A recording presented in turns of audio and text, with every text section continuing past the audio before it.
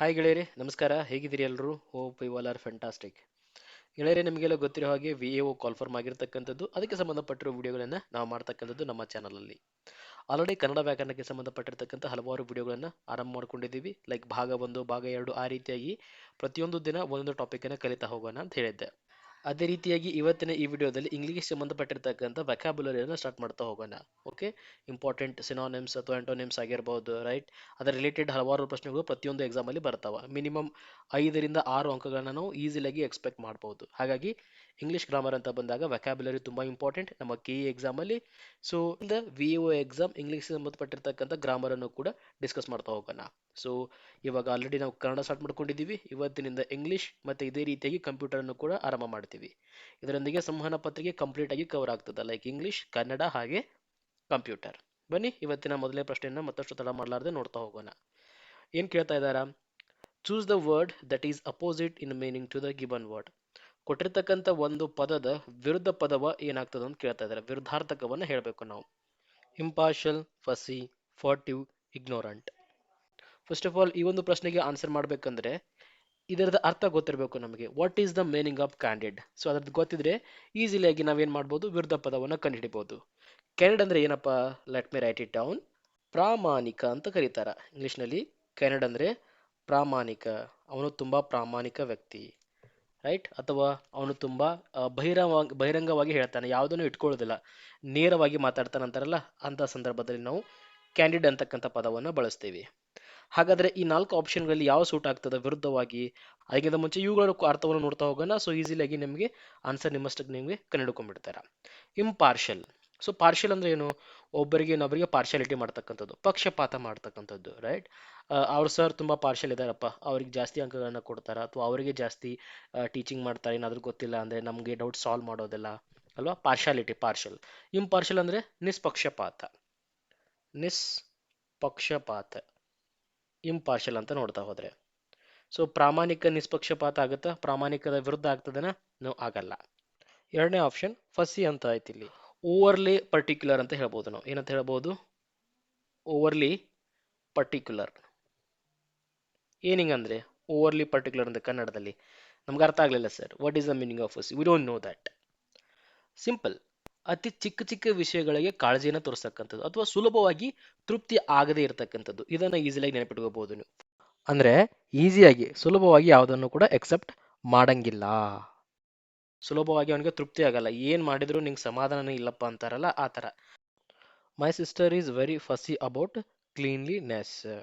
ನೀವು ಕಾಳಜಿ ಅಂತ ಆದ್ರೂ ನೆನಪಿಟ್ಕೋಬಹುದು, ಏನಂತಾದ್ರೂ ಕಾಳಜಿ ಅಂತ ಆದ್ರೂ ಕೂಡ ನೆನಪಿಟ್ಕೋಬಹುದು. ಇಗ್ನೋರೆಂಟ್ ಅಂಡ್ ಫರ್ಟಿವ್ ಅಂತ ಆಪ್ಷನ್ ಇದಾವಿನ್ನು. ಫರ್ಟಿವ್ ಅಂತ ಬಂದ್ರೆ ರಹಸ್ಯ, ಫರ್ಟಿವ್. ಸಮಟೈಮ್ಸ್ ಫುಟಿವ್ ಅಂತ ಓದ್ತೀವಿ, ಆಕ್ಚುಯಲ್ ಇಸ್ ಫರ್ಟಿವ್. ಸೀಕ್ರೆಟ್, ಸೀಕ್ರೆಟ್ ಅಥವಾ ರಹಸ್ಯ. ಇಲ್ಲಿ ಹೇಳ್ತಾ ಇದ್ದೀನಿ ನಾನು, ಕ್ಯಾಂಡಿಡ್ ಅಂದ್ರೆ ನೇರವಾಗಿ ಮಾತಾಡ್ತಕ್ಕಂಥದ್ದು, ಇದ್ದಿರ್ತಕ್ಕಂಥದ್ದನ್ನ ನೇರವಾಗಿ ಹೇಳ್ಬಿಡೋದು, ಆನ್ ದಿ ಫೇಸ್, ಸಡನ್ ಆಗಿ. ಪ್ರಾಮಾಣಿಕರಾಗಿ ಏನು ಇಟ್ಕೊಳ್ಳೋದಿಲ್ಲ, ಮುಚ್ಚುಮರೆ ಮಾಡೋದಿಲ್ಲ ಅವರು. ನೇರವಾದ, ಮುಕ್ತವಾದ, ಸ್ಪಷ್ಟವಾದ, ಪ್ರಾಮಾಣಿಕವಾದ, ಆ ಥರ. Best example, she gave a candid opinion about the project. ಅವಳು ಈ ಯೋಜನೆಯ ಬಗ್ಗೆ ನೇರವಾಗಿರ್ತಕ್ಕಂಥ ಹಾಗೂ ಪ್ರಾಮಾಣಿಕವಾಗಿರ್ತಕ್ಕಂಥ ಅಭಿಪ್ರಾಯವನ್ನ ನೀಡಿದಳು. Let's take another example. Let's have a candid discussion.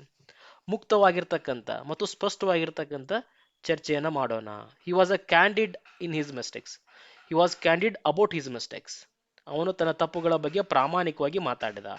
ಹೌದಪ್ಪ, ನನ್ನ ತಪ್ಪಿದೆ ಅಂತ ಹೇಳ್ಬಿಟ್ಟು. ಹಾಗಾದ್ರೆ ನೇರವಾಗಿರೋದ್ರ ವಿರುದ್ಧ ಏನಾಗ್ತದೆ? ರಹಸ್ಯವಾಗಿರೋದಾಗ್ತದೆ. ಯಾವ ಪದ ರಹಸ್ಯನ ಅರ್ಥವನ್ನು ಕೊಡ್ತಾ ಇದೆ? ಫರ್ಟಿವ್ ಅಂತಕ್ಕಂಥದ್ದು ರಹಸ್ಯ ಅನ್ನೋ ಅರ್ಥವನ್ನ ಕೊಡ್ತಿದೆ. ಹಾಗಾದ್ರೆ ಈ ಒಂದು ಪ್ರಶ್ನೆಗೆ ಸರಿಯಾಗಿರ್ತಕ್ಕಂಥ ಉತ್ತರ ಯಾವುದು? Option C. ಓಕೆ, ಕ್ಲಿಯರ್ ನೆನಪಿಟ್ಕೊಳ್ಳಿ. ಕ್ಯಾಂಡಿಡ್ ಅಂತ ಬಂದಾಗ ನೇರವಾಗಿ ಮಾತಾಡೋದು ಅಥವಾ ಮುಕ್ತವಾಗಿ ಮಾತಾಡೋದು. ಫರ್ಟಿವ್ ಅಂತ ಬಂದಾಗ ರಹಸ್ಯವಾಗಿ ಅಥವಾ ಕದ್ದು ಮುಚ್ಚಿ ಮಾತಾಡೋದು, ಆ ಥರ ಆಗಿರ್ತದೆ.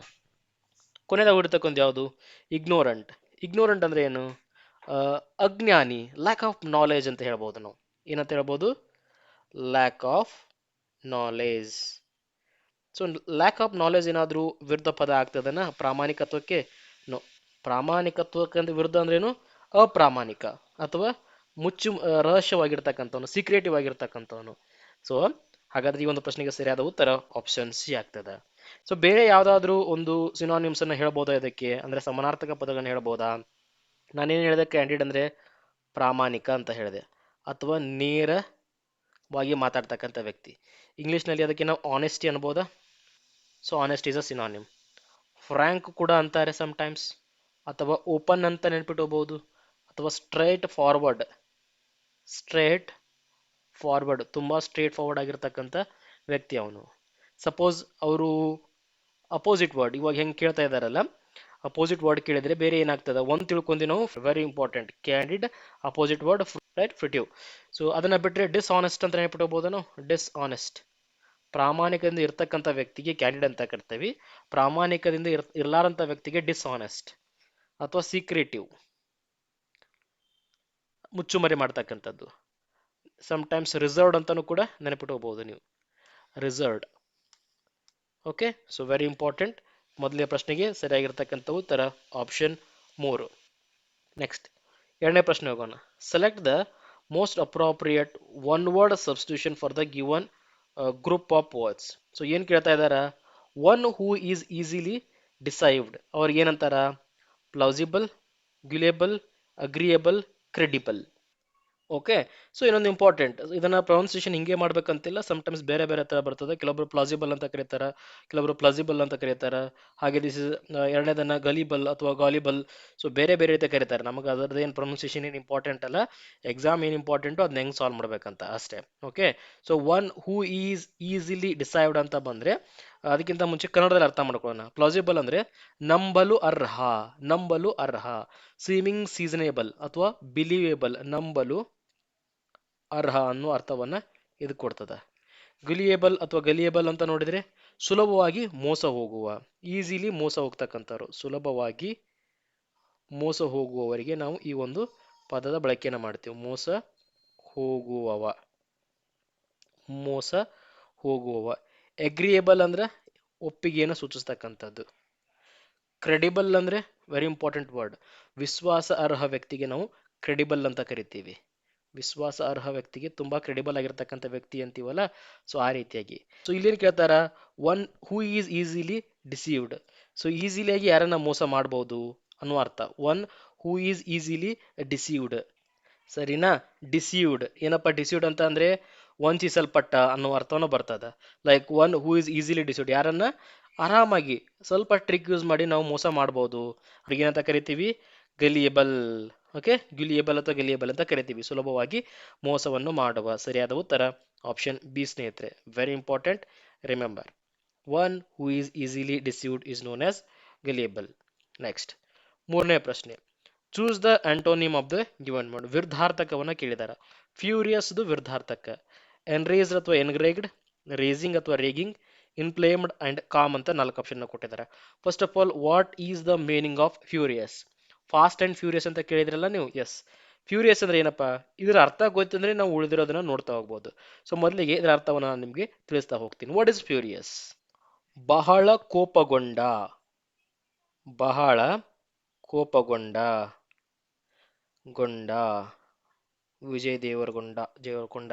ಓಕೆ, ಫ್ಯೂರಿಯಸ್ ಅಥವಾ ಕ್ರೋಧಿತಗೊಂಡಿರ್ತಕ್ಕಂಥವ್ರು, ಆಕ್ರೋಶಗೊಂಡಿರ್ತಕ್ಕಂಥದ್ದು.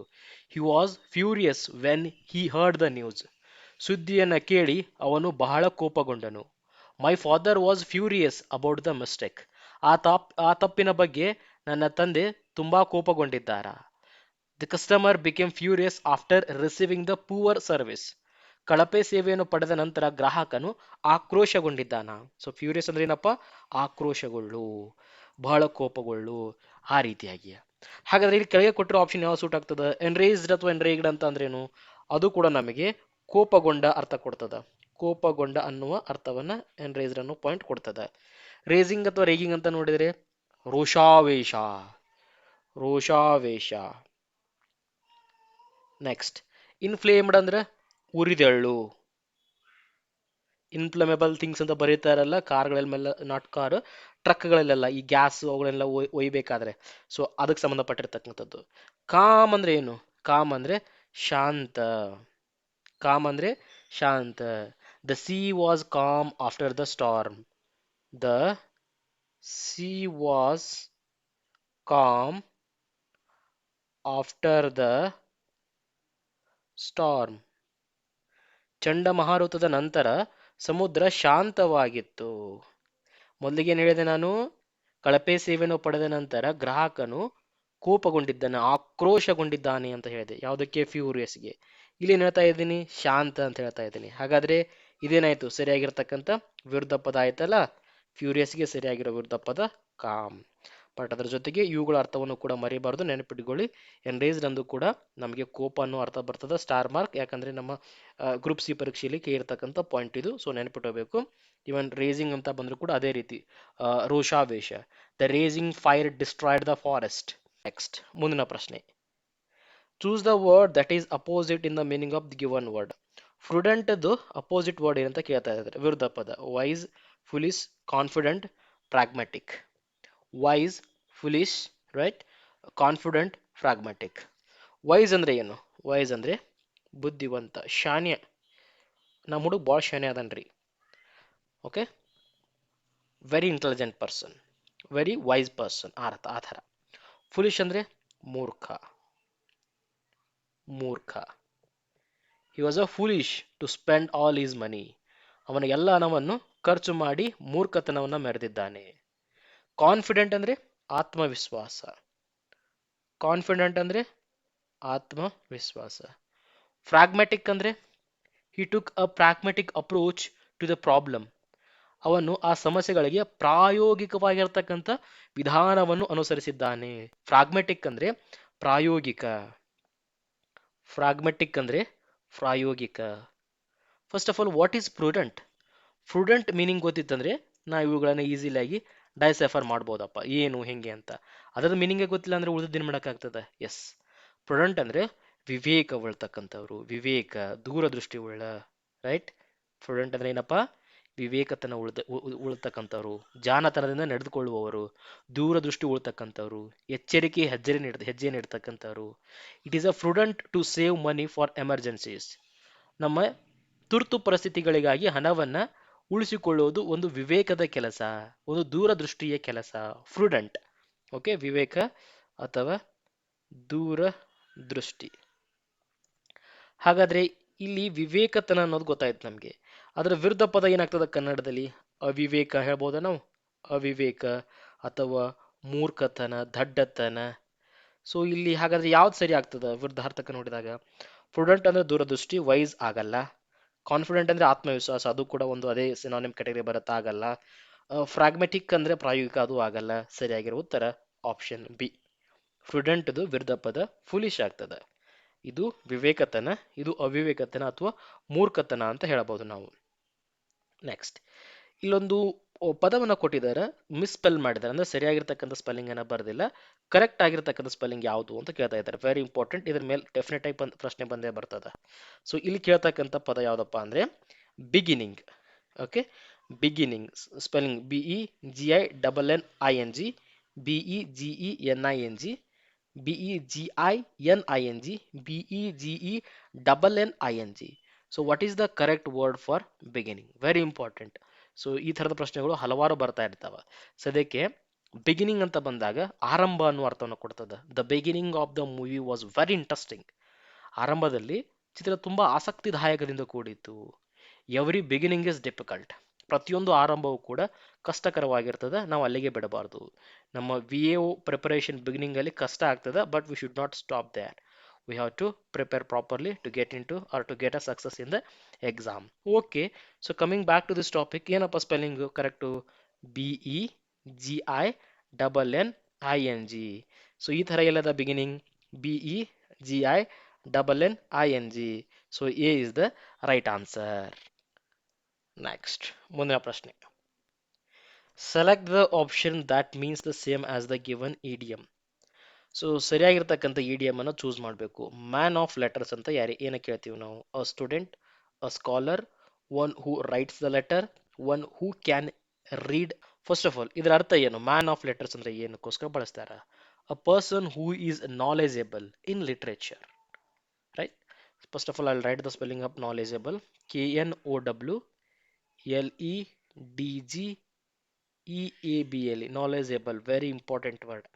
ಸೊ ಇದನ್ನು ಕೂಡ ಕೇಳಬಹುದು. ಸ್ಪೆಲ್ಲಿಂಗ್ ತಪ್ಪಾಗಿರ್ತಕ್ಕಂಥ ಆ ಪ್ರಶ್ನೆಗಳು ನೋಡಿದ್ವಲ್ಲ ಮೇಲೆ ಬಿಗಿನಿಂಗ್, ಅದೇ ಥರ ಇದು ಕೂಡ KNOWLEDGEAABLE knowledgeable. Man of letters ಅಂತ ಯಾರಿಗೆ ಕರೀತಾರ? A person who is knowledgeable in the literature. ಸಾಹಿತ್ಯದಲ್ಲಿ ಪಾಂಡಿತ್ಯವನ್ನು ಪಡೆದಿರ್ತಕ್ಕಂಥವ್ರು, ಬರಹಗಾರರಿಗೆ ನಾವು ಕರಿತೀವಿ. ಒಂದು ಸೆಂಟೆನ್ಸ್ ಅನ್ನ ಹೇಳ್ತೀವಿ, ನಿಮ್ಗೆ ಅರ್ಥ ಆಗ್ತದೆ ನೋಡಿ. Rabindranath Tagore was a great man of letters. Rabindranath Tagore was a great man of letters. ಏನಿಂಗಂದ್ರೆ ರವೀಂದ್ರನಾಥ್ ಟ್ಯಾಗೋರ್ ಒಬ್ಬ ಮಹಾನ್ ಸಾಹಿತಿಯಾಗಿದ್ದರು.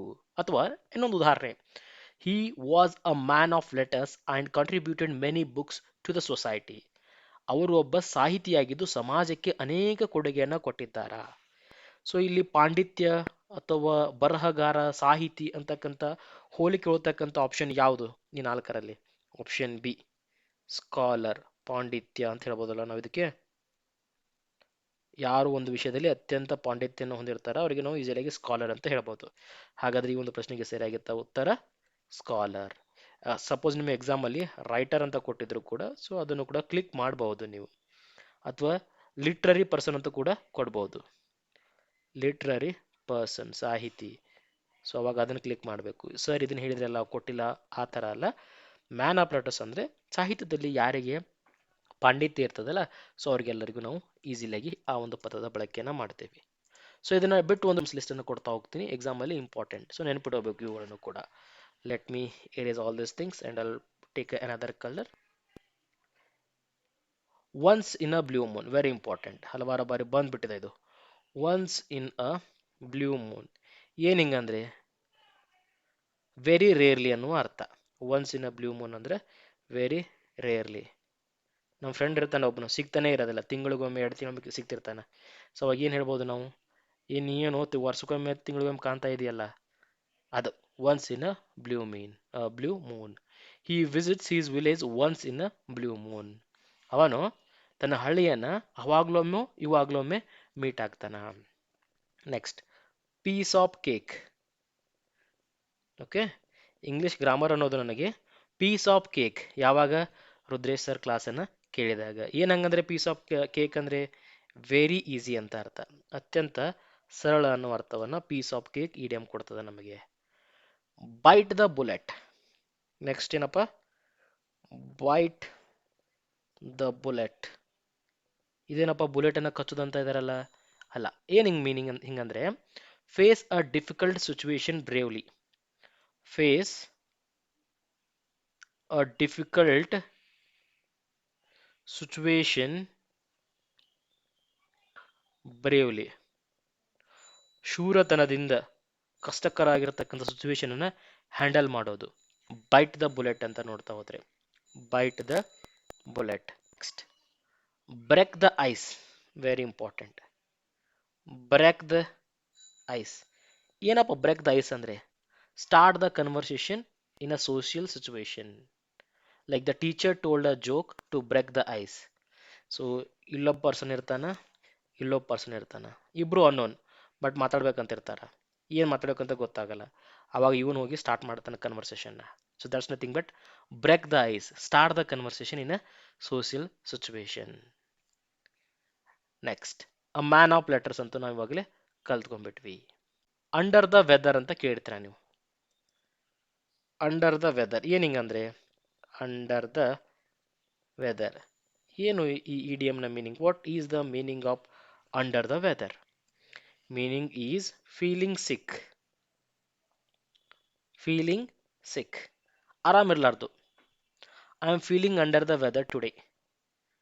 I am feeling under the weather.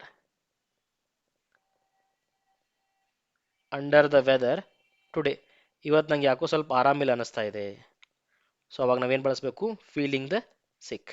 Very important. Sorry, under the weather, very very important idiom ಅದು.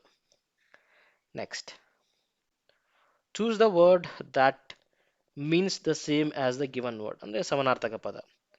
ಗ್ರಡ್ಜ್ ಇದು ಸಮಾನಾರ್ಥಕ. Hatred, abstain, starve, affection. First of all meaning ನೋಡ್ತಾ ಹೋಗೋಣ, ಆಮೇಲೆ ಇದರದ ಅರ್ಥ ನಮಗೆ ಈಸಿಲಾಗಿ ಗೊತ್ತಾಗ್ತಾ ಹೋಗ್ತದೆ.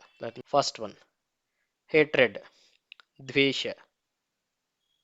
ದ್ವೇಷ. He held hatred towards his rival, ಅವನಿಗೆ ತನ್ನ ಪ್ರತಿಸ್ಪರ್ಧಿಯ ಮೇಲೆ ದ್ವೇಷವಿತ್ತು. ಅಬ್ಸ್ಟೇನ್, ದೂರವಿಡು. He decided to abstain from the voting, ಅವನು ಮತದಾನದಿಂದ ದೂರವಿರಲು ನಿರ್ಧಾರವನ್ನು ಮಾಡಿದ್ದ. ಸ್ಟ್ರೇವ್, ಹಸಿವಿನಿಂದ ಬಳಲು. ಸ್ಟಾರ್ವಿಂಗ್ ಅಂತ ಕರೀತಾರಲ್ಲ, ಸ್ಟಾರ್ವಿಂಗ್, ಹಸಿವಿನಿಂದ ಬಳಲು. The poor family had to starve for a days, ಬಡ ಕುಟುಂಬ ದಿನಗಟ್ಟಲೆ ಹಸಿವಿನಿಂದ ಬಳಲಬೇಕಾಯಿತು. ಅಫೆಕ್ಷನ್, ಪ್ರೀತಿ. ಸೊ ಇಲ್ಲೇನು ಕೇಳ್ತಾ ಇದ್ದಾರೆ ನಮಗವರು? ಸಮನಾರ್ಥಕ ಪದ, same as the given word. Grudge ಅಂದ್ರೆ ಏನಾಗಾದ್ರೆ ದ್ವೇಷ ಸಾಧಿಸೋದು. ಅವನಿಗೆ ಮೇಲೆ ಏನಾದ್ರೂ ಮಾಡ್ಬೇಕಂತ ಇದೆ ನನಗೆ, ಹೊಟ್ಟೆ ನನ್ನ ಗಡ್ಜ್ ಭಾಳ ಕಟ್ಟಪ್ಪ ಆ ಥರ grudge. Okay, he still holds a grudge against his old friend. Don't hold a grudge over a small mistake, ಸಣ್ಣ ತಪ್ಪುಗಳ ಮೇಲೆ ಮನಸ್ಸಿನಲ್ಲಿ ದ್ವೇಷವನ್ನು ಇಟ್ಕೊಳ್ಬಾರ್ದು. She bore a grudge for many years, ಅವಳು ಅನೇಕ ವರ್ಷಗಳ ಕಾಲ ದ್ವೇಷವನ್ನು ಉಳಿಸಿಕೊಂಡಿದ್ದಳು. ಸೊ ದ್ವೇಷ ಅಂತಕ್ಕಂಥದ್ದು ಯಾವ್ದಾಗ್ತದೆ ಇಲ್ಲಿ? Option A, hatred. ಇದನ್ನು ಬಿಟ್ಟು ಬೇರೆ ಯಾವುದಾದ್ರು ಸಮಾನಾರ್ಥಕ ಪದಗಳಿದಾವ? ಎಸ್, ಇದಾವೆ. ಪ್ರಮುಖವಾಗಿ ಹಾಸ್ಟಾಲಿಟಿ, ಹಾಸ್ಟಾಲಿಟಿ, ಇಲ್ ವಿಲ್ ಅಥವಾ ಬಿಟರ್ನೆಸ್, ಬಿಟರ್ನೆಸ್ ಇವೆಲ್ಲವೂ ಕೂಡ ಸಮಾನಾರ್ಥಕ. ಅಪೋಸಿಟ್ ಅಂತ ನೋಡ್ತಾ ಹೋದಾಗ ಗ್ರಡ್ಜ್ ಅಂದ್ರೆ ಏನಂತ ಹೇಳಿದೆ ನಾನು? ದ್ವೇಷವನ್ನ ಸಾಧಿಸೋದು. ಕ್ಷಮಿಸಿ ಬಿಡೋದಂದ್ರೆ ಫಾರ್ಗ್ಯೂನೆಸ್, ಫಾರ್ಗ್ಯೂನೆಸ್ ಅಪೋಸಿಟ್ ವರ್ಡ್ ಆಗ್ತದೆ. ಅಥವಾ ನಾವು ಗುಡ್ ವಿಲ್ ಅಂತ ಹೇಳ್ಬೋದು, ಅಥವಾ ನಾವು ಕೈಂಡ್ನೆಸ್ ಅಂತ ಹೇಳ್ಬೋದು, ಅಥವಾ ಫ್ರೆಂಡ್ಶಿಪ್ ಅಂತ ಹೇಳ್ಬೋದು. Right? Holding a grudge can damage the relationship, ಮನುಷ್ಯನಲ್ಲಿ ದ್ವೇಷವನ್ನು ಇಟ್ಕೊಳ್ಳೋದ್ರಿಂದ ಸಂಬಂಧಗಳು ಹಾಳಾಗ್ತದೆ. Grudge very very important word. Okay, hope ನಿಮಗೆ ಕ್ಲಿಯರ್ ಆಯಿತು ಅದರ ಮೀನಿಂಗ್ ಅಂತ ಅನ್ಕೊಂತೀನಿ. ದ್ವೇಷ, ದ್ವೇಷ, ಅಣ್ಣ ತಮ್ಮಂದಿರ ನಡುವೆ ದ್ವೇಷ, ಗ್ರಡ್ಜ್ ಬಿಟ್ವೀನ್ ದ ಬ್ರದರ್ಸ್. ಸರಿನಾ? ಸೊ ಇದಾಗಿತ್ತು ಇವತ್ತಿನ ಇಂಪಾರ್ಟೆಂಟ್ ಇಂಗ್ಲೀಷ್ಗೆ ಸಂಬಂಧಪಟ್ಟಿರ್ತಕ್ಕಂಥ ವೆಕ್ಯಾಬುಲರಿ. ಹೋಪ್ ನಿಮಗೆ ಇಷ್ಟ ಆಯಿತು ಅಂತ ಅನ್ಕೊಂತೀನಿ. ಇಷ್ಟ ಆಗಿತ್ತಂದರೆ ಒಂದು ಲೈಕ್ ಮಾಡಿ, ಹಾಗೆ ನಿಮ್ಮ ಅನಿಸಿಕೆಯನ್ನು ಕಮೆಂಟಲ್ಲಿ ತಿಳಿಸ್ತಾ ಹೋಗಿ. ಮತ್ತೊಂದು ವಿಡಿಯೋದಲ್ಲಿ ಮತ್ತೆ ಸಿಗೋಣ ಅಂತ ಹೇಳ್ತಾ ಇವತ್ತಿನ ವಿಡಿಯೋನ ಮುಗಿಸೋಣ. ನಮಸ್ಕಾರ, ಬಾಯ್ ಫಾರ್ ನಾವ್.